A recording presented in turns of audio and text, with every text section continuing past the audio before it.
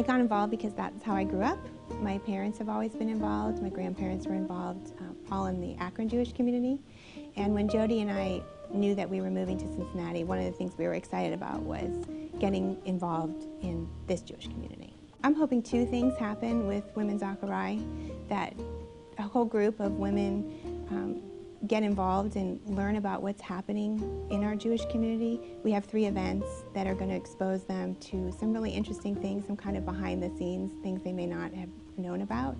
And at the same time, I hope they get connected to one another. I greatly appreciate the honor. It's really nice and not necessary, but I'm a mazel tov to Danny and to Chase. They're very good friends of mine, and I feel really honored to be recognized with them. It's really fabulous to be given this specific award, named in honor of Clara Greller. She was my grandfather's mentor at Jewish Family Service, which I think was called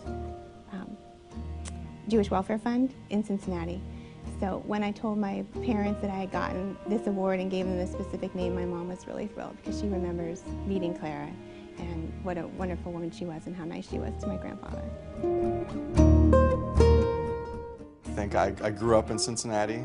I grew up heavily involved in the Jewish community when I was a child, and it was a natural thing to do. Jewish Family Service has the blessing of being the community, or the agency that helps those in need, whether they're hungry, they can't afford to keep their heat on in the winter, they're old and they don't have a support system, or they're abused, or they really help those who need the help. And so I feel like we're really making a difference there. It's a nice thank you, but completely unnecessary, and it's really not I don't do it for an award. I do it because I think we're making a difference. And I think, when we see the numbers that Beth and the staff produces that show how many people are being helped, that's the award. My entree to the work of the Federation goes back to when I was a kid and my father's involvement. And I think he's a former campaign chair, and I think that had an impact on me.